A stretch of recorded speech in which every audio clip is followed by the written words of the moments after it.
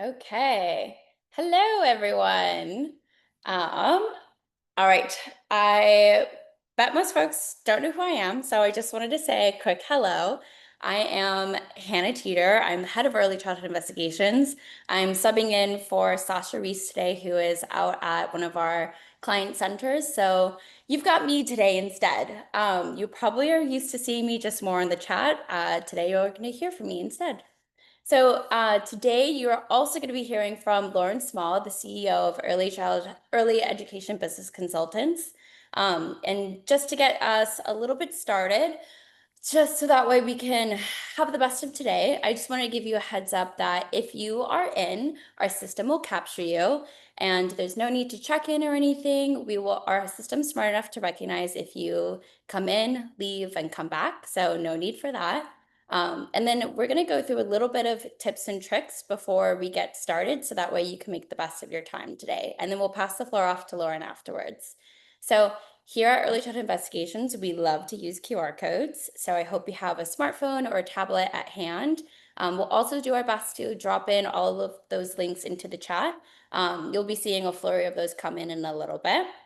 And then as a heads up, all of our webinars are always recorded and they live indefinitely on our website. So if you go to our past webinar recordings, you'll see all of them live there. And after today's session, we'll also be sending out an email with this link for the recording today. So just to see how to best participate today, we are in a webinar setting, so you won't have to worry about whether or not you're in PJs and drinking a cup of coffee or anything like that. We cannot see you, but thankfully you can see us. So you're going to be able to see myself and Lauren, but don't worry about if your microphone is on or if your camera is on. It's not. So please enjoy that coffee, and I hope you're in PJs. Next, we're going to have our Q&A module. So this is going to be the best source for you to be able to drop in all of your inquiry for Lauren's session. So if you have questions throughout the entire webinar, please feel free to use that function to save all of those questions for her. And then we'll use our time at the end to answer as many as possible. Next, we have our chat module. This is going to be our one-way communication to you. So that way you have a nice little hub of all of your resources. And then finally, not quite finally, but we have the reactions emoji. So at the bottom of your screen, you can probably see a few hearts already floating up and some thumbs up on the right-hand side. So we completely encourage you to use those. It helps give all of us a better sense of how you guys are enjoying the webinar today. And I love it flowing in. This is awesome. But if it's a little distracting for you, go ahead and click the upward caret arrow next to the heart reactions emoji. You can either keep it at full screen, or you can minimize it, or you can completely hide it. So whatever works best for you, we welcome you to do so. Now we've got our captions. So for those of you who need it, we have captions available in a ton of languages. So if English isn't the best, or if it's a little bit hard to hear us, we suggest turning those on. So that way you can help follow along as best as you can. And of course, if you have any questions or technical issues, just use that Q&A and we'll be able to help there as well. All right. And so for those of you who like to have the slides available, we have them for you where you can download on our webpage. So if you check out ecewebinars.com/integrating, you can see all of Lauren's slides, and there we make it available for you to also do some quick note taking. So whatever feels best for you, you can go ahead and either follow us here, or you can go ahead and download that and take some notes during the session as well. All right, and we have a follow-up email for everyone who's live. We'll be sending out an email with the recording, the certificate, some certificate information that you can use, and also some suggestions on some other content that we feel like might be best for you. And of course, if you are watching this on demand, you'll also get that same email. So that way you have all the information available for you. So feel free to check that out in about 24 hours. Awesome. And so now we have our certificate of attendance. So for everyone who's joined us from the very beginning to the very end, you'll receive a personalized certificate from us by email within 7 days. And if you've watched this recording later in the future, Hello, hello. You can go ahead and use the very last slide at the end of this presentation where we'll share with you a QR code as well as a link where you can download a customizable certificate. So that way you can save that for your own reference. Sweet. Okay, so my favorite piece of our sessions are that we have we have a door prize winner and a survey prize winner. So if you stay with us from the very beginning to the very end, we'll randomly select someone who is here to offer you up that $100 gift card. So all you have to do is just pay attention and don't leave. But hopefully we're enticing enough for you to stay. And then if you didn't hear your name called at the very end, we will have a survey prize. So once this webinar closes out, there will be a survey that pops up at the very end afterwards where you're going to be asked a few simple questions on how today's presentation went and any other content that you find interesting that you would like us to be able to start finding presenters for. So we really appreciate all of that feedback, especially if you're looking for something in particular. That's the best place to let us know because we read every single word and every single syllable. Okay, so that is enough for me. I'd love to pass it over to Lauren. Lauren, please feel free to take the floor. And you can also share your screen over mine. Okay, thank you very much, Hannah. Wow, so many of you out there. It is such a pleasure to be here with all of you. As Hannah mentioned, I'm Lauren Small. I'll be your facilitator today, your trainer, and I am the founder and CEO of Early Education Business Consultants. We're on the East Coast, and our headquarters is Virginia Beach, Virginia, my hometown. I'm really excited to be here about this topic. The conversation around our business model has been there a long time, but through the last few years, it's really bubbled to the top as so important. And that in order to have the quality care, the business side of our industry has to be just as strong. So I want to hopefully really have you leave this presentation today understanding practical things you can do, whatever your role is, to strengthen your childcare business model, whether it's in your center as a leader or as a community partner, whatever your role is. And I want to bring an innovative approach that's having what we call traction and a lot of success, which if you haven't heard about shared services, introducing the idea, but then if you have, showing you one way that it's shifting to the next level. So I'm really excited to be here if you didn't understand that. Just quickly about EEBC and what we do. We've been in this industry for quite some time teaching business, and that's what we do. We teach business to the early childhood industry. I think our mission aligns with a lot of organizations in early childhood in that we know we play a role in quality childcare, and we have a deep commitment to industry and research best practices around business training that are in alignment with quality practices. And I have, and my team, I have a team of 16. We have a deep commitment also, and I would say it's even a passion to teach business in a way that people can understand it and actually implement. And regardless of your background, whether you grew into your role as a leader and you find yourself running a childcare center, but maybe your background was childcare, you were a teacher, maybe you started a family childcare because you had a passion for caring for children, however you found yourself in this role. We also do business coaching, or we call it technical assistance. You may have heard either one, but the idea is individualized support. We do most of our work through state and regional community contracts. And we are also a shared services alliance. We're the management hub for the Hampton Roads Shared Services Alliance in my region. We are also the state shared services consultants for New Jersey that has 14 alliances across. They have a statewide initiative, and I hope to share some of the successes of the work that they're doing in New Jersey today. So we do a lot of training. So we have training outcomes, not to overwhelm you, but I really hope that you leave today having a deeper understanding of not only how shared services can help, but how when you combine that with really strong business training and coaching, you can work towards that idea of early childhood, childcare business sustainability. And I'm going to take just a few minutes to further define sustainability, because I think it's an important word that we're all striving for the end game. I think we have a pretty good tool also through Opportunities Exchange to show you what's happening in your state or your community around shared services and to start linking you towards that. I want to use automation and technology today as kind of a case study or an example. So we'll talk about childcare management software as an example in this bigger picture when we look at childcare business and business practices.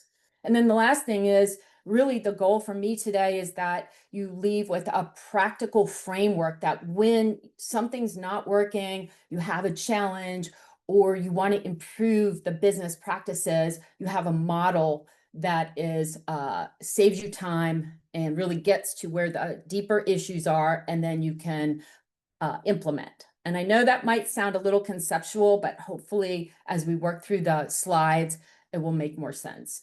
We've shared quite a few handouts today, and I'm so happy that this will be hosted on Early Childhood Investigations for some time. You'll have access to those handouts, and I'll explain them as we go through it. But one of the handouts will be working through the ideas. And let's get started. So I mentioned this webinar is for anyone who cares about not only our industry, but particularly is really deeply interested in the business side and how, again, we build those strong business practices. We know that we as an industry have experienced a lot of what they call systemic business challenges. And I'm going to propose maybe a framework that helps us start digging through and solving some of those challenges. We know when we work together, we're just stronger together. And so this also is hopefully planting a seed that we're breaking down silos and working together for the same goal, which is quality childcare, great places to work for our incredible educators. And also we're taking care of the leaders, the directors and the owners and the people that are doing the heavy lift, trying to keep things running. It's also for our community partners who are really trying to design systems of support and are really trying to be impactful. And I work with a lot of those individuals that are so amazing. I want to start this talk with a little bit of mindset, and I hope this doesn't seem fluffy, because I think most things when we look at them and we try to do things differently. And this webinar is about when you look at business practices, you're here because you want to learn. You want to learn something that will help, which means you're interested in changing, even if it's on a small scale or a bigger scale. You're looking to do change. So mindset is so important, because when you have what I call a growth mindset versus the one on the left, fixed, you're more open to ideas, to positive change. So we want to kind of, with this talk, kind of hopefully bring to the table here a mindset that is very open to looking at things, and maybe even looking at things than you ever looked at it before. Sometimes we call that an innovative mindset, but that we move from just kind of surviving in this industry, constantly being, having change come at us, things happening, and we don't know how to navigate it. And a fixed mindset might show up in people you either work with, or you might even see in yourself. And I know I've had to look at a lot of things for myself. I have a growing business and I'm an entrepreneur. And so a fixed mindset might be when you get feedback, and feedback can come in a lot of ways. But a fixed mindset would take that personally. They would go, they'd have a feeling about it. They may look at when there's a mistake as oh, well, that's how we do it here. Or if something's not working, it doesn't have to necessarily be a mistake. It's just inefficient. And essentially a fixed mindset resists change. They don't like change. We probably have seen that with a lot of people. In a growth mindset, though, knows that change is inevitable and that to achieve change, we have to make those little, I always like to tell my team, tell clients, like big change happens the little steps, they all add up over time. So a growth mindset is moving towards thriving businesses where when we get feedback or we learn something like you're hopefully going to learn today, we use it as a tool for improvement, and we have that mindset that we're continuously improving, that when anything happens, whether it's a complaint, a mistake, we go to the root cause and we try to fix that, and we know that those are opportunities for growth, for us to learn and grow. And as organizations, and this is where not just in ourselves, but in our centers, we try to foster an environment where people are really open and looking for innovative solutions to solve complex problems, that we're open and we create that kind of environment. And that actually is in early childhood a component of a positive climate, of positive organizational culture, is creating that innovative environment that where people feel created, their ideas are accepted, and it's exciting. Why this matters, we have been, again, as we've trained, our company's trained thousands of people over the years. We have coached individually many hundreds of childcare owners and directors. Our company tends to work with the independent operators of childcare programs because they don't always have this big team in the background of like a human resource management department, a marketing department.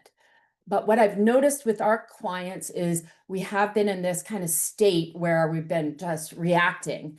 And why I want to encourage this methodology that I'm going to show you is that it can take us from being reactive and letting the business run us to being more proactive, more in control, and us running the business by knowing, having a plan and knowing what we need to do to solve our deeper challenges, issues, roadblocks, barriers. I again want to move us towards thriving, not just surviving. And I think it's possible in all centers, not just a few. And then ultimately, the end game is sustainable childcare businesses. And you hear that word a lot, especially in my area, around these business conversations. But I want to propose that we talk more about what that means, and that you start to, as a leader, set a vision for what that means for you. And I always like to, sustainable might be considered, the end game. So Stephen Covey's quote, "Begin with the end in mind," is perfect, right? Because we don't want to be the hamster on the wheel. We want to do the right thing. So it helps to know where you're going. And we know that when we have solid business management leadership combined with the pedagogy, with the pedagogical leadership, that's where the quality practices happen, the quality childcare. Together, we work towards that sustainable childcare business. So as you think about defining that, and I hope maybe you'll write some of these ideas down, we know as an industry what we mean when we say, quality childcare. We have quality systems, we have QRAS systems, we have accreditation. In my hometown, Virginia Beach, we prepare children for school and life. We know that quality component also encompasses our families, right? And family engagement and supporting parents. I want to propose that we also think about sustainability as well-compensated teachers that have benefit packages. So we start to think about our business model and where maybe there might be gaps as we work to professionalize our industry and increase wages, offer benefits.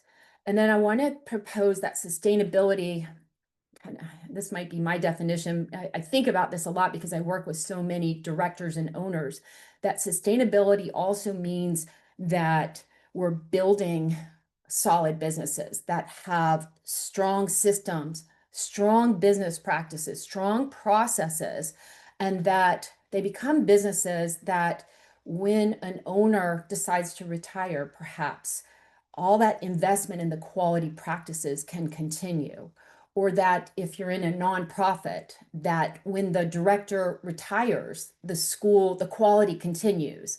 And often I tell the owners we're working with, the leaders, that we get what's in the head about how things run, and we start to get it documented, trained, delegated to others, so that even when there's an emergency, maybe someone has an emergency or somebody goes on vacation, it's still business as usual. And that includes quality teaching practices happen. So that's kind of a concept, but it's I want business owners to be able to maybe sell their business, that it creates value. And we know we're in an industry where a lot of the investors are interested in our purchasing businesses in our industry. They say they're Amazon proof. So that's a little bit about what sustainability means. So the first step of tackling, well, I would say the first step. I'm gonna kind of talk about three components, and I've made it simple. This is hard because it's like all these ideas and things that we do, the hundreds of activities. But I find simple is better and simple infographics. But the idea is that we're going to show you how to analyze. And analyze is when you have faced with a challenge, how you go a little deeper to find root cause of the challenge. And that we're proactive in designing solutions. We look at what's available. And today we're going to talk about three components of design that may be available to you in your community, that, you know, there's a little bit of research there, and that we design solutions to these root problems and we actually work to implement them. And implement is key. Like even a training like this, I think we do a lot of professional development in this industry. We get great ideas, but I want to encourage you to have a way to work that into your strategic plan so that they are implemented. And I'll talk more about that. So you may have what we call an express challenge.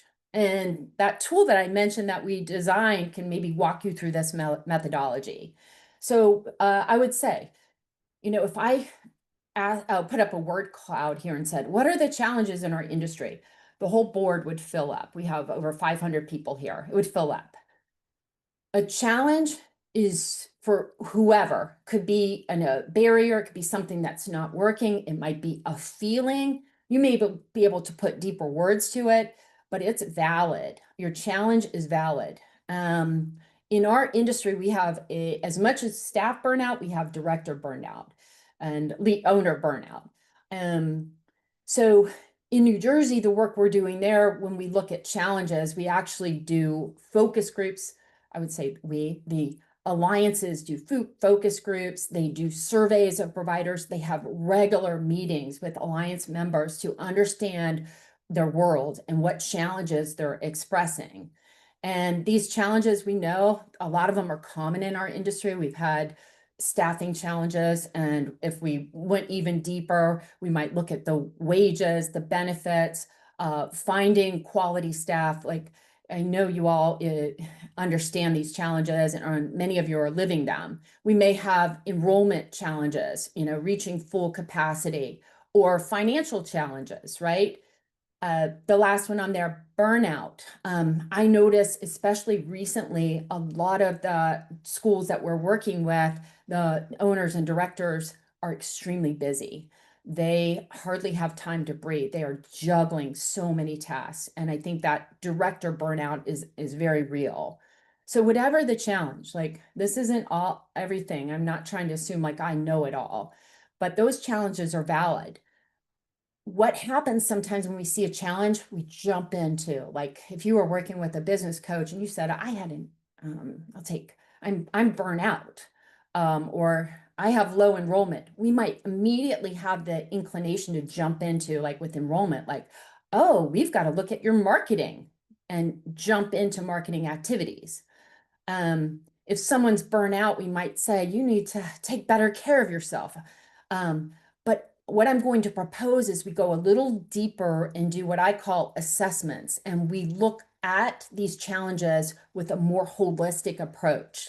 And the approach is to actually look more at what we call infrastructure and to match those challenges up with actually what's happening. So for this, I kind of in my mind, I broke it into kind of three out areas. So a challenge, if I were going to look at it objectively and working with a school, I would also want to know, well, what do we know? Does the business acumen look like? What does someone's knowledge around this challenge area? So if we thought the challenge was marketing or human resource management or financial management, we would go deeper and understand what somebody knows about those areas.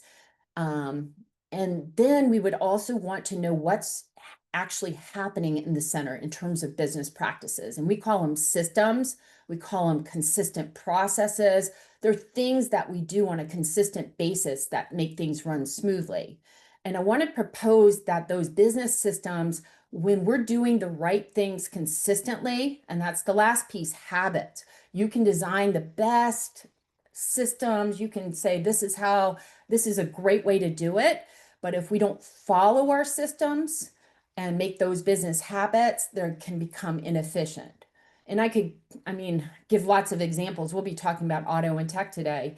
If you have parents sign in and sign out with the childcare management software, but you have a couple families that pass through and the teacher has to log them in, or God forbid they don't get logged in, then they're not following your system and it's inefficient and it causes a lot of problems. Okay, so think of it just with those three kind of lens. And I think this will make more sense as we get into the example.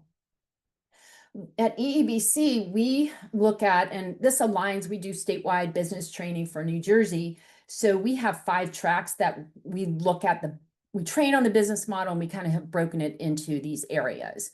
And it helps us because it gives better alignment with training and coaching and shared services. But what I propose is that, and you can do it with, Opportunities Exchange has great assessments on their website, but that we look at assessments and we understand what these functional systems look like. And we go just a little deeper to find out where the breakdowns are in strategic planning, financial management, marketing management, human resource management. And then automation and technology really applies to all these areas. And when I teach business and, strategic planning, we emphasize that each of these components are just as essential to success as the other. And what happens sometimes is when a leader isn't confident in an area, they kind of they muddle through, or they're just like, that's not really my thing, like maybe marketing. But it needs just as much attention for success as the other components. And if it is a weak either, we build up your knowledge on what it needs to look like as a functioning system. And then if you don't like doing it, we either delegate it, we outsource, we figure out a way to make those functions happen. Now, assessments, and what I notice with some directors, I'm going to say directors, but that means just leaders. Okay, we're just saying whoever's in charge, right? Is sometimes they'll be like, marketing, oh, I'm good. Or they might say, well, we don't have a problem with that. It's kind of that mindset I was talking about, that fixed mindset where they're not open to new ideas. But and a really good example, this has been happening so much, is that people are struggling to find staff. And so when we talk about human resource management, we go and look at hiring practices, a hiring process. And someone will say they're struggling with staffing. They can't find anybody. The young people don't want to work. Like, there's so many things that we hear. But then when we go back to the assessment and we go deeper and we look at the components of a really good hiring process, we see a lot of weak links. We see areas that are missing, that are keys to success for hiring practices, like a search engine optimized job ad, being, recruiting online. If you have Acquire for Hire in your state, using that to post job ads to the 15 or 16 different job boards. Having on your website, a button to make it easy for people to apply, and marketing language on your website. So there's steps to that. And we actually EEBC did a training for early childhood investigations that I think is still on there on hiring practices. So conduct a business assessment and go deeper and find out where the weak links are. If you have a challenge, we're trying to go a little deeper and find out why we're having that challenge and what the root cause is of that challenge. And one of the things I've noticed with the busy directors is they're doing some things manually that could be automated, that there's some inefficiencies with how they organize things digitally. Like there's some what I call low-hanging fruit to free up time. So I want to use actually the automation and technology as an example of doing a deeper assessment. And this is a handout that we provided to you all. It's a deeper assessment. We also provided kind of an overview of the 4 other areas as an assessment, just so you could see the kind of things that we're looking for, kind of big picture in those other 4 areas.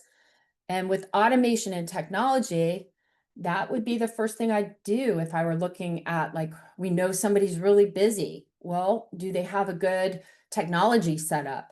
And it's interesting when you ask the questions of a lot of our leaders, we start to see that there are a lot of things that aren't set up. We still have some schools that don't understand the cloud, how sharing documents, like just some of the technology, the new technology that's out there to make business management smoother.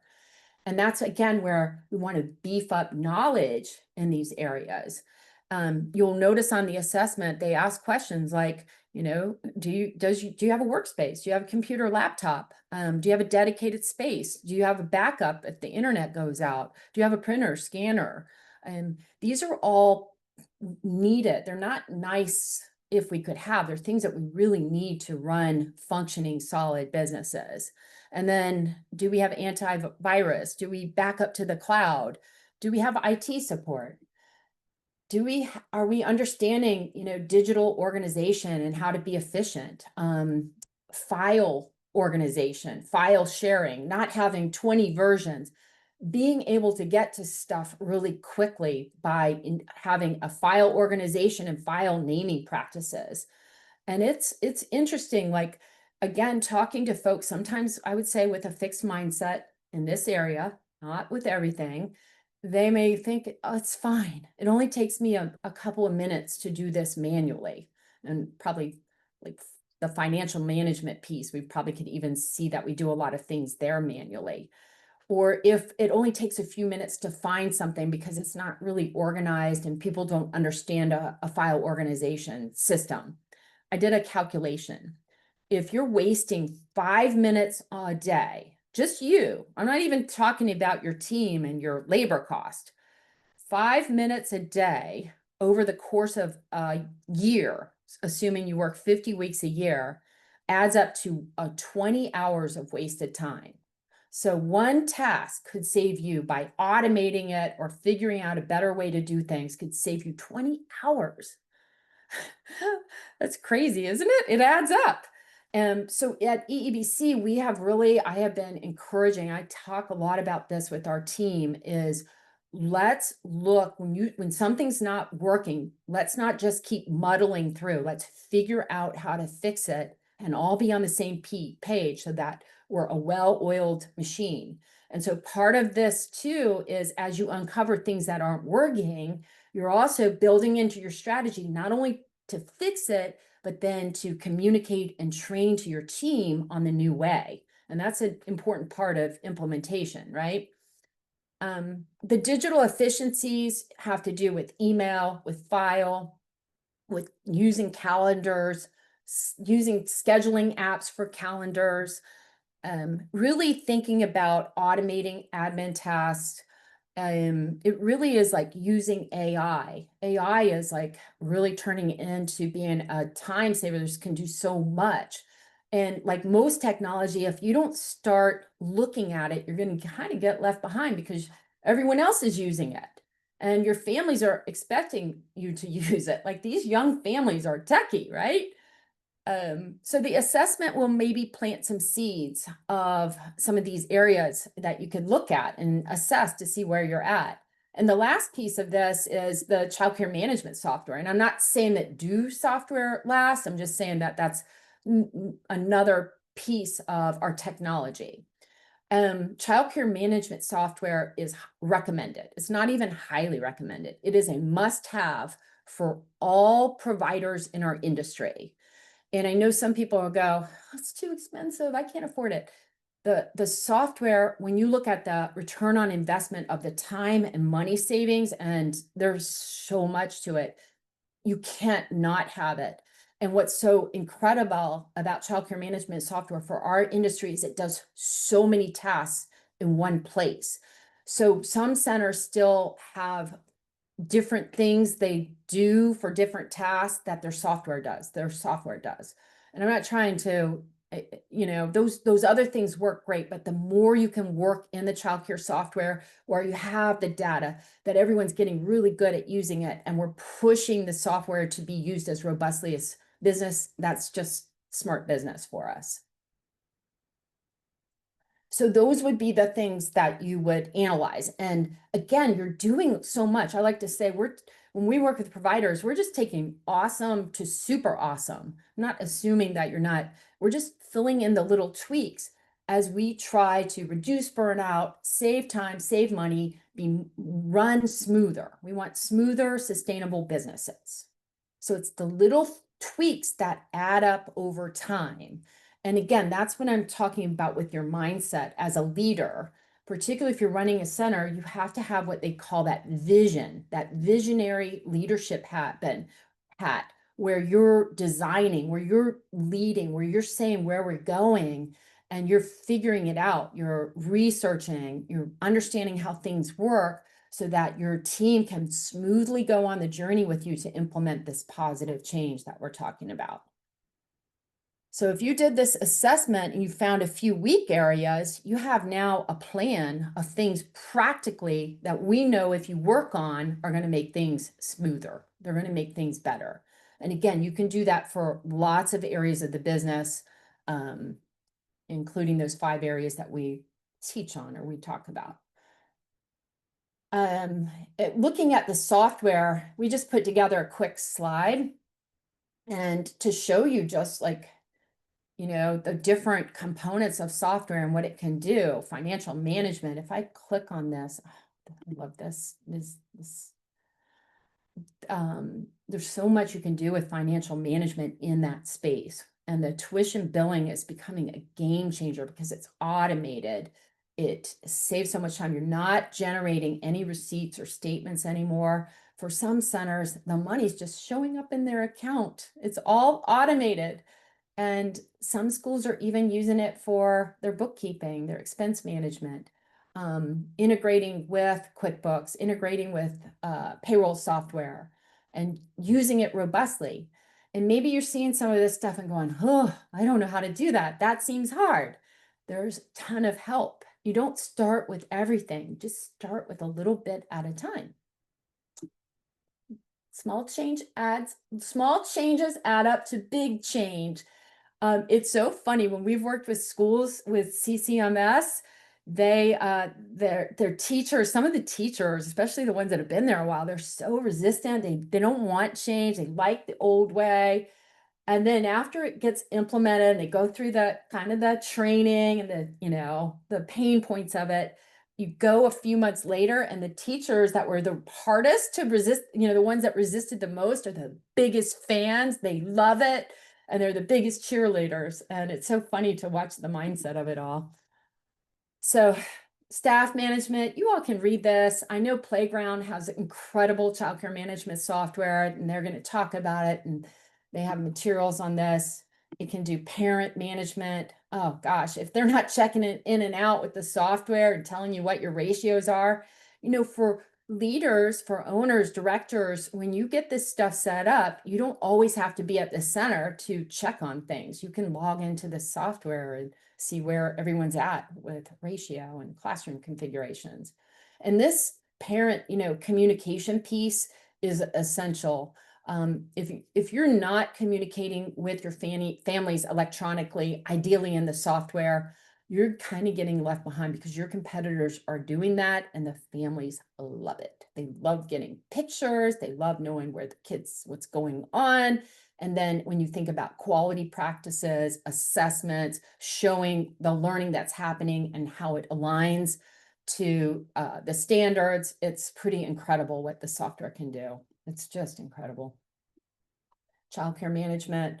One of the things we're able to do with our alliance in Hampton Roads, we do deep back office administration, and we're able to scan everything in and data entry, all the shot records, physicals, TB tests, you name it, it's in the software. And when you take the time to do that as part of your system, you can easily run reports to see what's out of date, what's missing, communicate that to families, and stay on top of it. When I look at licensing reports, that seems to be the biggest area a lot of schools struggle with licensing is the paperwork. And it makes sense because we have a lot of children, a lot of families, and it's hard to keep up with that. And then center management. And this is pretty cool. You can do a lot of marketing activities. And I'm sorry, Hannah, I didn't delegate well. It didn't get translated in here, but there's lead management, wait list management, scheduling tours. There's so many activities that a lot of the softwares can do to support marketing, as well as ratio, wait list, food management, CACFP, predictive enrollment, where you're forecasting, which helps with revenue because you're really getting smarter about where kids are going to move and making sure that we're always at that 90 to 95% capacity, which is a sweet spot, even Head Start tracking if applicable. So I know probably this is redundant. A lot of you have looked at software, using software, but my purpose is that even if you're using it, I want you to go in deeper and fully utilize it. And that's the last piece of analyzing, is looking at metrics, your business metrics. Sometimes you hear them as what we call KPIs, and every industry has KPIs. Sometimes it's like, it sounds like a fancy business term, but it just is our numbers. And what's so powerful about business metrics is they tell you something very quickly. If you know what they are and you know how to calculate them. For those of you that are looking at this for community partnerships, state alliances, you have to make sure everyone's calculating it the same way and develop tutorials on that, which we've learned with our work in New Jersey. But a lot of metrics, when you can show them as a percentage, like enrollment as a percentage of capacity, you can then compare to other providers, you can compare to industry averages. Even for your center, you can compare to different time periods. So for example, I would love to see everyone at full enrollment, but that's not always realistic. So maybe 90 to 95% capacity.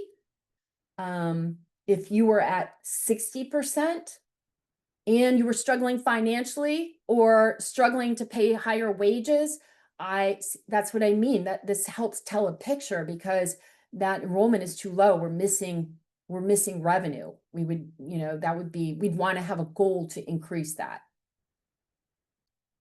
Employee turnover rates is an industry important business metric. It tells you about the turn, like how many people are leaving within a period of time. And we have naturally a high turnover rate. But there's strategies you can implement in your business practices that can help to reduce the turnover rate. And I think that some folks even always maybe think that it's because of our wages. That's the only reason that it's high. But there's so many things that are within our control to improve turnover rates. And we know that people who work in early childhood are there first, the really great teachers, the most passionate. We want to pay them competitive wages, and we know they have a heart for the work,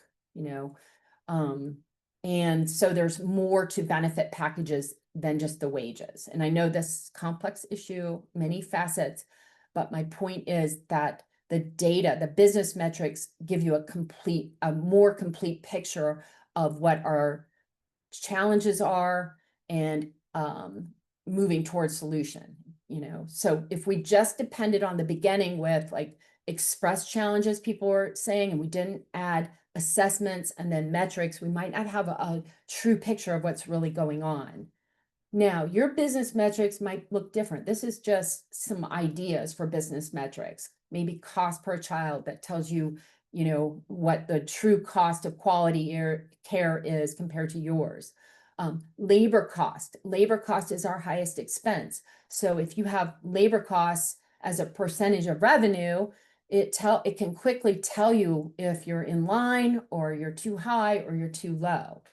If your labor costs are too high, it impacts profitability, it's not sustainable. And if they're too low, then it impacts quality. It tells me that we don't have professional development or paid teacher planning time, or, maybe our wages are too low, we don't have enough people. Like it tells a story, and we have to just go deeper when the numbers are off. I did put survey results on here, and that may not necessarily what most people think about business metrics. But if you think about parent surveys and staff surveys, and it's a recommended industry practice that we try to do them at least annually, okay? Surveys now with the Google, with all the survey tools, if you have a good survey, once you get it set up and you have emails in your childcare management system, it gets easy to facilitate a survey. And then if you can dump it into a spreadsheet, it's easy to turn survey results into a number and have that as a goal to improve. A lot of things with business management are designing and getting things working on the front end, investing in that business management so that moving forward, you have a functioning survey. Moving forward, it works. And we sometimes at EEBC, we call that working on the business, not in it. Some people are in the day-to-day weeds and they're like busy, and they're running things. They're good, managers and administrators. But there's some things that we have to have the capacity and the time to build things. And if we do that, then they work there for a long time. So I know building a survey for some folks might be like, that's too much. But there's a lot of support in our industry to do these things too. Maybe your quality score is something you're tracking. And we know that a lot of those have scores. They have data that can be a goal that you over time improve and that you're looking at. So just some ideas here with business metrics. Doing good on time. Now, childcare management software. I put in the business metrics full utilization, and a simple way you could calculate that is to break down the functions of the software and give each 20%. So if a center, is using most of the staff management, most of the components, you might give them credit, but maybe they're only using 3 and they're not using 2. So their utilization rate would be 60%. And that's a goal that you could strive to improve.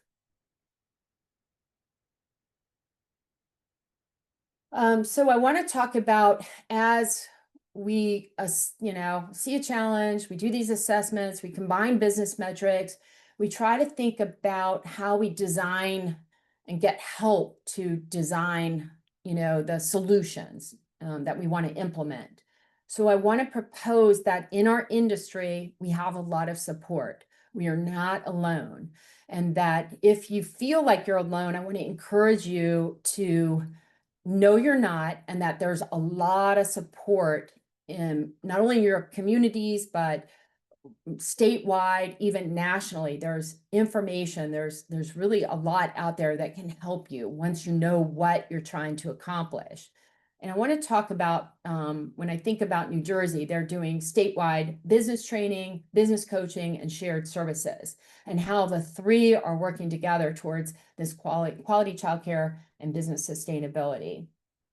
So business training is, it's been interesting. I've been teaching business and I've put so much time into it, so I really care about it. And I want to encourage and just say that business training is consistent, and it's research-based, and it's telling you, especially if it's for our industry, it can go in great detail and give you confidence and knowledge about how to manage as well as design your improvements, design your systems. And that when you're doing business training, it's important to, be aware that there's national standards around business practices, including the things out of the McCormick Institute, Opportunities Exchange, the Shared Resources Platform, the center out of Berkeley around the workforce. Like, there's some really incredible tools that have been developed that give us some structure. So be aware of those things. And I encourage business training because it fills in the gaps. And I see so many leaders become more confident through consistent professional development and training around these topics. So I mentioned auto and tech. So for EEBC, this is an example for our industry of workshops that we do that are very targeted and going deeper in these problem areas. And it's been exciting for us to be able to develop this content and do it with instructional designers and adult learning practices and graphic design to align with our mission to try to teach business in a way that is easy to understand, but also people can implement. The coaching is available out there in some way in your community, in your state. And these are examples with auto and tech, the type of coaching that might be available. And so I want to encourage that you in your state look for what supports are available. And, every state looks a little bit different, but we know that there's TA from your CCR&Rs, from your community partners, your early childhood initiatives, your chambers, your small business development centers, or women's resource centers. Like, there's a lot of support for business practices. And part of this designing is that we're uncovering what's available so that, the idea with coaching is something that would normally take you 10 hours to figure out on yourself. If that person does it all the time and they can show you what to do, I always tell our team, we're teaching the fishermen how to fish. It's going to save you time because they've done it before and they have that expertise. Okay, so don't be afraid of that. I notice with some schools, we get very buried and siloed in our, in our centers, and it's a little lonely at the top, especially if you're a solo director, solo entrepreneur. So I want to encourage you to come out and rely on your network.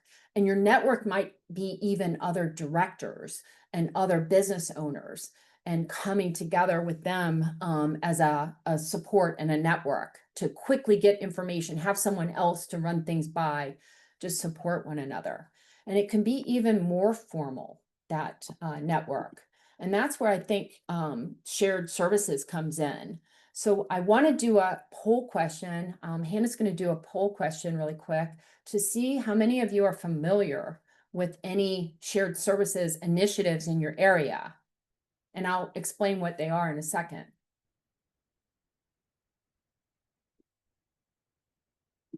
So go ahead, you'll see the question pop up on your screen, and all you got to do is click yes or no.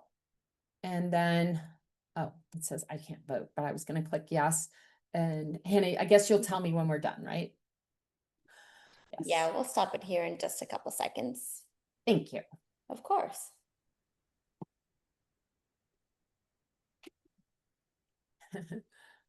All right, and results are sharing. So that's really interesting. A lot of you know about shared services, but there's still quite a few on this poll that are not familiar with it. So that's an opportunity for us. So shared services is a national, I call it a national movement, a national initiative.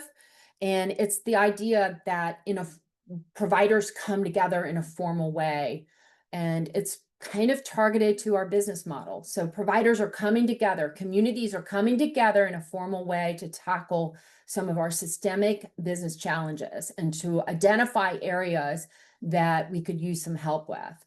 And it shows up differently in every community because a lot of it, and this is what we've done in New Jersey and even in Hampton Roads, where I manage my own alliance, is we looked at the need. We surveyed, we conducted focus groups, like we really looked at what the need was in the community.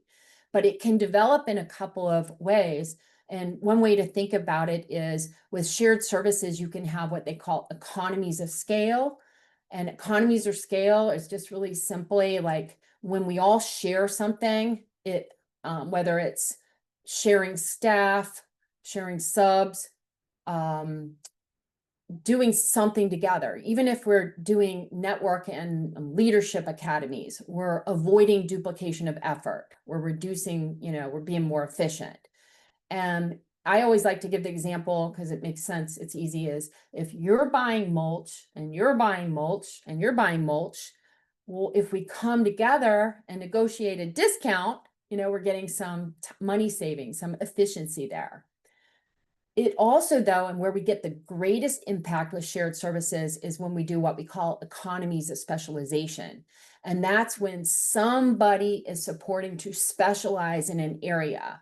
And when you think about busy directors, busy teachers, not enough, right? Not enough time or resources to do everything at the level we want. We could see that there's space for specialization, whether it's a curriculum specialist or a business specialist in some area.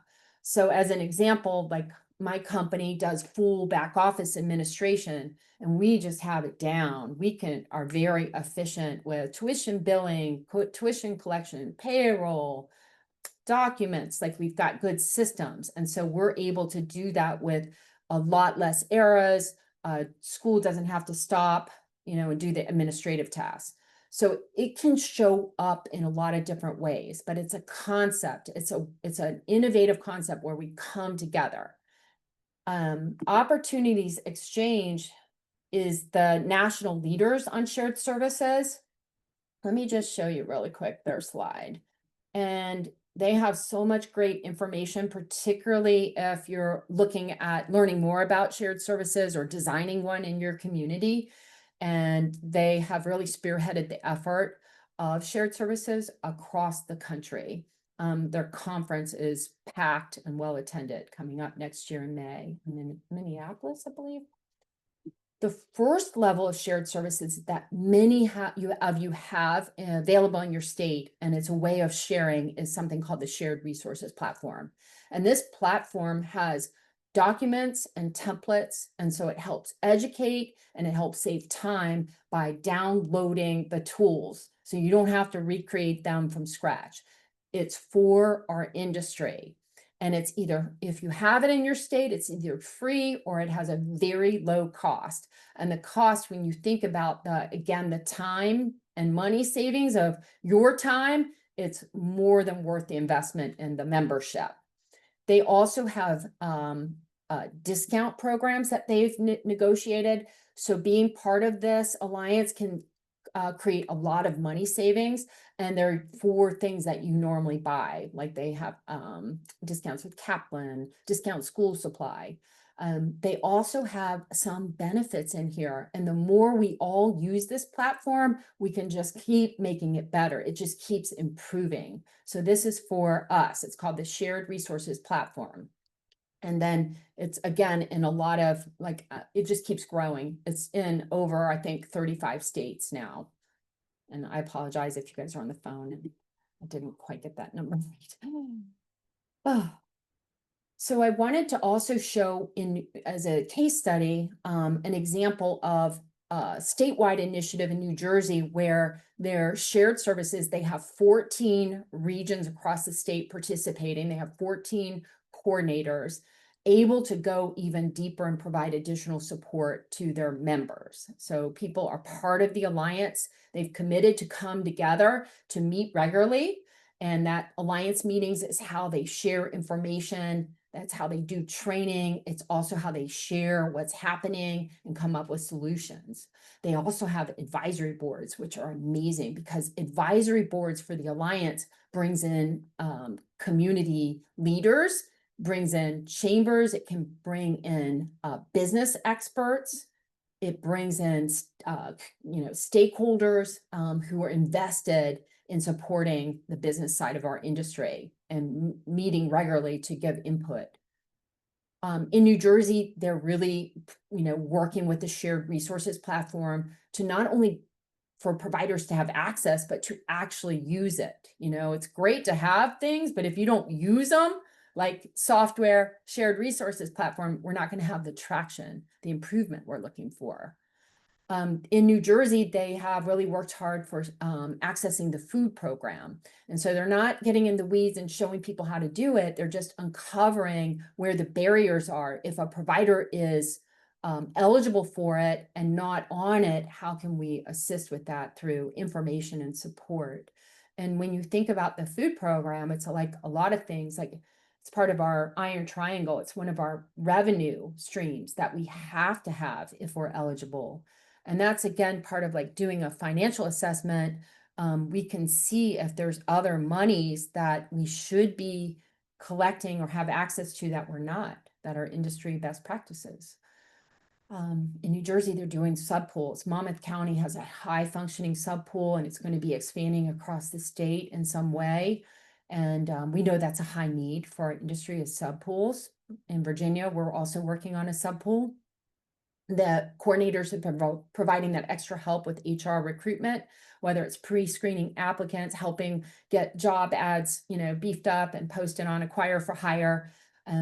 What I've also seen is that they have the time and the capacity to make the connections with the high schools, the universities, the community colleges with the early childhood programs to build our workforce pipeline. And that includes being aware of and attending job fairs. So if you're an independent operator, a director or owner, you may not have time or the team members to be able to attend all these job fairs, but your alliance can go out there and represent you. Just as an example, their alliance has really done some deep work on the healthcare, the marketplace, or it's called Get Covered New Jersey, and helping teachers, helping staff and schools navigate that program and have access to it. And then, of course, the CCMS technology, shared services is a great space for full utilization of technology and helping providers with that. Whew. That's just a snapshot. There's so much more that they're able to do with that concentrated shared services effort. And I know that there's so many things that are coming down the pipeline as well. And they're following this methodology where they are looking at what practices people have in place, connecting with training, coaching, and then filling in with extra services that can help with those challenges.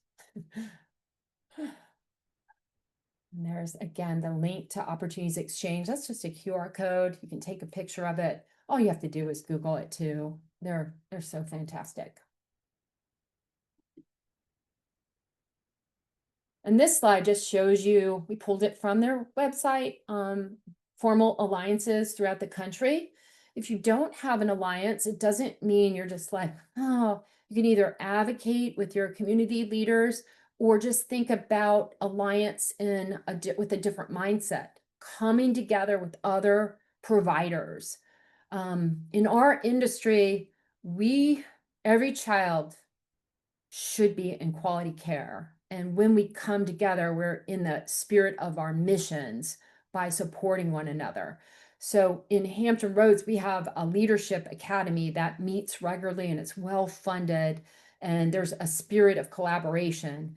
And what's been so incredible with that leadership academy over the years is I've noticed that the providers that are there, they're building their practice and sharing. They're the ones that let you come in and do tours. You want to look at their software. They're so open.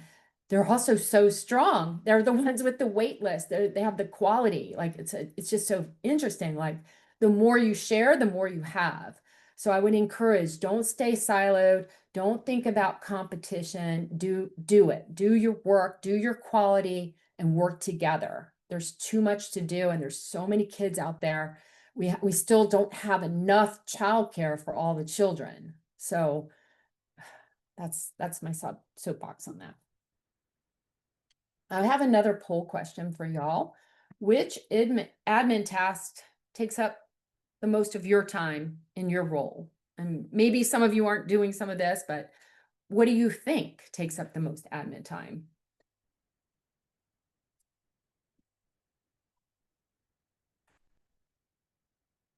Which single admin task eats the most time in your program? So the poll should have popped up for you.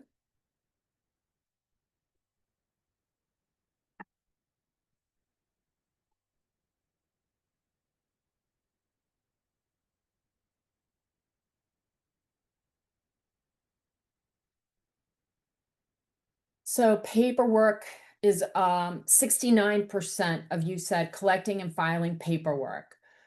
Child sign in and sign out, 10% of you said that was a challenge, and then the rest, 21% said tuition billing. So that paperwork is high for a lot of folks, and hopefully planted a seed where either shared services or just looking at your business practices, there's more efficient ways to tackle that paperwork. And the old way of everything being paper is too time intensive. It's inefficient, that there's technology there to make that much more efficient and streamlined. And there's support out there to do it. Even I would say even your technology company, if you're using software, they have so much great customer service and support on the functionality and how to help with these things as well. So that might be something on that tool you kind of put on there to research, like what's available, what support is available.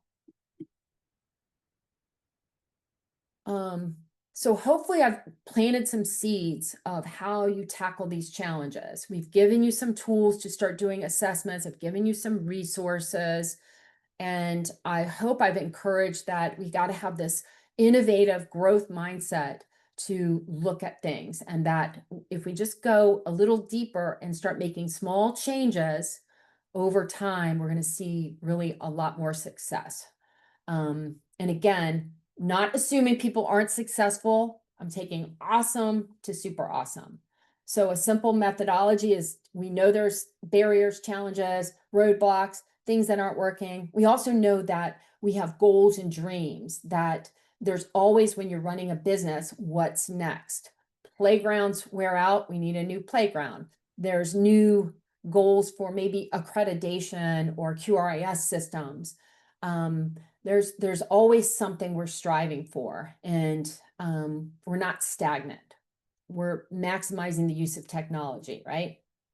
So you're combining those challenges or things that you want to work on by doing some functional analysis, doing the assessment, looking at your business metrics. And then you're seeing what's available in your community for business training, coaching, shared services. You're devising a plan, and I call it a strategic plan. And planning just helps you prioritize. You can't do everything at once. So what are you going to start with? And plans help you think through what your goals are. So you bring in those business metrics to build SMART goals. So you know whether or not you're achieving your goals. And you work through action plans and you prioritize them. And one of the things with leaders, part of a leadership trait is you're designing, you're the vision, but it doesn't mean you do everything. You know, part of leadership is effective delegation, or again, outsourcing, getting help. I think sometimes directors and owners feel bad. Like they're like, oh, everyone's already working so hard, I'll just do it. But we have to kind of think about others and building leadership in our team and knowing that people have passions and things they want to help with. And a really simple example is like, I don't know, like the social media. A lot of people love helping with social media, taking pictures throughout their day. That's their jam. And you as the leader know social media has to happen, but you may not have the time, capacity, or desire to do it. So that's an example of that's an easy thing to delegate to someone else. And the last piece is, you know, implementing to achieve outcomes and results. So just this is a handout I gave you. I've been using this for years. I think it's just so easy, but there's lots of tools out there to help with strategic planning. I don't think it needs to be super complicated. a spreadsheet or something where you define your goal and then your next steps, who's going to do it, have some accountability of who's going to do it, what's the date, does it cost? Cost is important because we can't have dreams and goals that we can't afford. And then, follow up, like accountability, like checking with your plan regularly. Um, I notice with my team when we do this, and we use Monday, so it's a kind of a robust task management. Everyone wants to do a good job, and they follow through. They do their tasks, and we're getting these amazing things accomplished. And if it was just me, it would not happen. I would miss the deadline. So we have the system help us with making sure these things are happening. And let's see, where is over here? So I think I have just 2 more slides and we're wrapping up here. You hear the word outcomes and all this work towards the sustainable.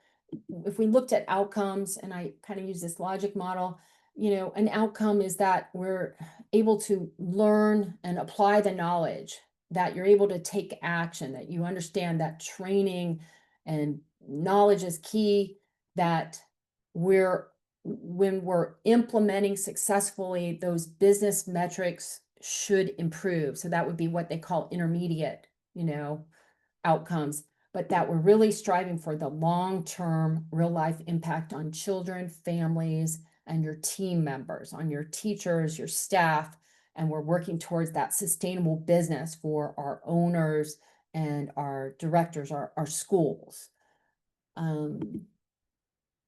So here's a slide that just breaks it down, and you guys have the 3-part and simple steps for this methodology, where you look at the challenge, do an assessment, get the metrics, link to any missing business practices, identify training, coaching, support, see if you have shared services, and go out there and rock it. Have your awesome, sustainable childcare business. And I've put my email and ways to get a hold of us. If you have any questions, we are happy to answer them. And I know we have a little Q&A, and I hope I didn't go over. I'm good. Thank you very much. Amazing. Lauren, thank you so much for doing this with us.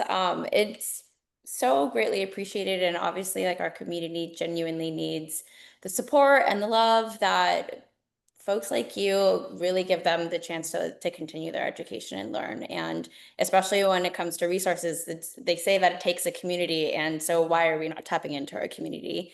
And a lot of times it's just because we don't know what those resources look like. So I think today's session is incredibly helpful in order to share that information out and just to give everyone a good start on where do I begin and how do I assess. But I'm going to have you keep your screen up so that way folks can continue to capture all of your information as we go through the Q&A. So we had quite a few folks jump in. So I'm just going to pull some of the questions that we got from during your session. All right. Where did my module go? All right. I hope I can answer these questions. What was that? I hope I can answer them. I'm sure you can. I believe in you. And if not, we'll just make something up or point them in the right direction. Okay, so let's see. What indicators should leaders watch out for during their first year of implementing shared services to know whether the approach that they decided on is actually working, or how do they decide whether they need to adjust those if they aren't? So what indicators? Oh gosh, see, that's a hard question. Let me think for a minute. Indicators. What I have noticed, and again, I have my lens, is if you can have collective impact numbers that tell you if what you're doing is moving your business metrics. If it were me, I would build those in as early as possible in your shared services, and you work to really deeply with your team, with your providers, to get the buy-in of what those key metrics are, because all the activities you're doing should feed into supporting those metrics, and those also feed into sustainable childcare. So like employee turnover is an industry metric and it can tell you a lot. And if you're able to improve that, it's very difficult to improve turnover rates. But the business supports, the business training, the coaching, and the shared services are all those things like sub pools, HR recruitment. We're trying to help reduce the turnover rates ultimately. So I would encourage that you dial down to the most important numbers. What I notice sometimes we do is we have really good numbers about the activities we're doing, like how many applicants, like we do that, how many applicants did we pre-screen? How many got hired? But ultimately, I want to know, are we moving employee turnover rates for all of our alliance members, all the centers we're working with? Hmm. Yeah, I think it's good to give yourself like a North Star so that way you understand everything that you're doing should ladder up to it. And if that North Star isn't adjusting, then that also gives you insight that on where those levers you should be pulling below. Nice. So next question, how would you recommend leaders balance adopting new systems with maintaining their day-to-day stability for staff and family? Um, it's really, really hard, particularly if you're doing the juggle. I get really concerned when I see directors who aren't normally in the classroom. Um, so what I would encourage is that you try to create space and you start with the things that are the biggest time suck. And so Mm. things that can give you a fast return on investment. Um, and that might be things that are manual that are taking you a lot of time. So like an example, I worked with a school that didn't have CCMS, and so she was going in on the weekends to do her payroll because Oh boy. she had the whatever she had. I don't even remember. Maybe it was a paper, maybe it was a time clock. And when she got CCMS, she was like, at first she was resistant, but she plugged through. She created the time to do it. She no longer goes to work on the weekends at all to run payroll. And that saves her hours and hours. And there are, when you start to like just open up your mind to this, you will see the time waste. A thing that happens in some schools is a lot of interruptions by teachers who aren't confident. And as you become more aware of the questions you get, the things that are taking the most time, you have to look at it like, is there a better way? And some people think like, oh, well, that's how I do my pedagogical, I nurture, I love all my teachers, but we could build their confidence to, feel confident about how to, where the supplies are or how to do things, and that's part of leadership. Yeah. Yeah. I think we have time for about one more question. We'll see. I'm gonna squeeze one in, but what advice do you have for leaders in states without a formal shared services network? And how can they start forming collaborative partnerships on their own? I think that there's early childhood initiatives. Everywhere I've worked, there's some type of early childhood initiative, whether it's an association, whether it's an informal directors group, a formal, and I think that's a great space to start. I think that chambers and economic development departments are just wondering how they can help with the childcare crisis because they want worker productivity, they want business to happen. So we've been in a really great time where a lot of business leaders are interested in us and supporting us. And so again, like there's not one way. You have to look at where you're at and what you have. Our Mhm. community, we actually were able to get funding to consult with Opportunities Exchange to just design and dream and learn a strategic plan. And that might be where you start, is just convening and designing, it. And um, so I don't know if I answered that question, but No, I think that's great. And I'm sure on your site too, there's going to be a ton of information for folks to take a look at what those additional resources are. So I'll probably direct them to you as well, and they can follow up with any questions that they do have. I think we have time for just one more if you want to do one with me. sure. Okay.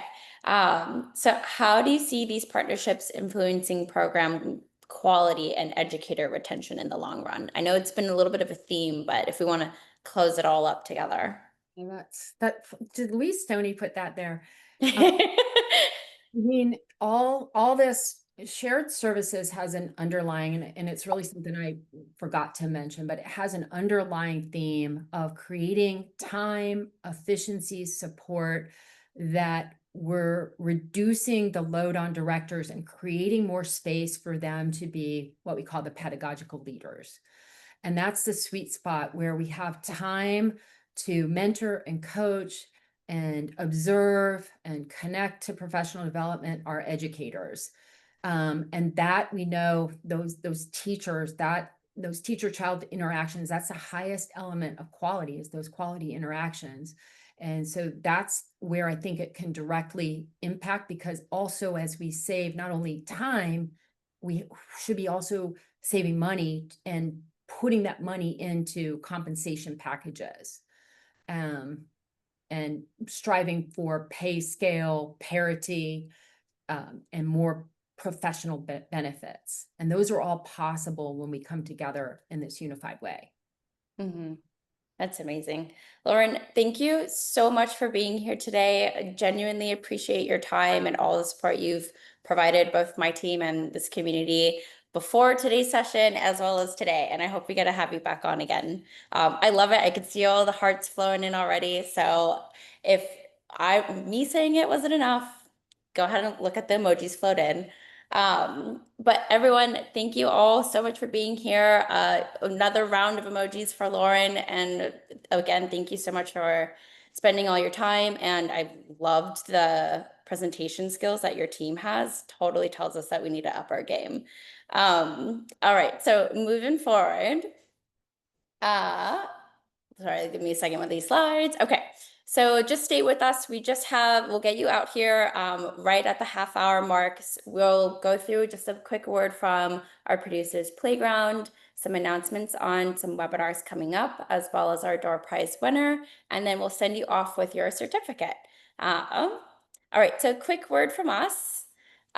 So Playground, going to the next slide real quick, is the only, well, after you saw actually all of Lauren's presentation, you know the importance of a CCMS. That's what Playground is. We're the only software a childcare program needs to run and grow. So if you think about us, if you've never heard about Playground, we do things like running payroll, marketing, capturing leads from prospective families, booking tours, following up with those tours, billing your family's attendance, paperwork, the whole gambit, so much more. So we kind of do it all. And we help with making all of your operations flow in a little bit of a smoother way. So that way you get the chance to focus on what's important to you, which is just being your program director or being a teacher genuinely present. So part of our work is not just doing it for individual providers, but we also work with dozens of shared services that are providing resources like Playground to their entire network.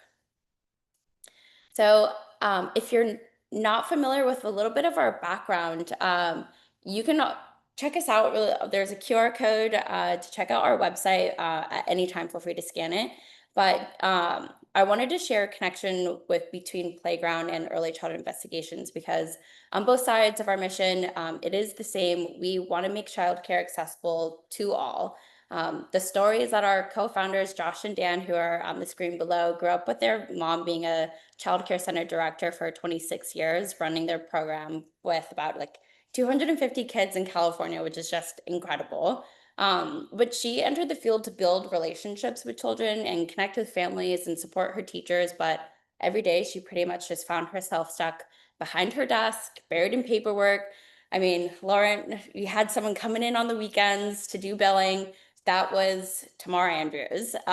She was also doing a lot of that tedious administrative work and not getting a chance to be with her staff. And so she turned around and asked the boys, "Hey, you build apps and websites. Can you build me something?" And 6 years later, here we are with Playground.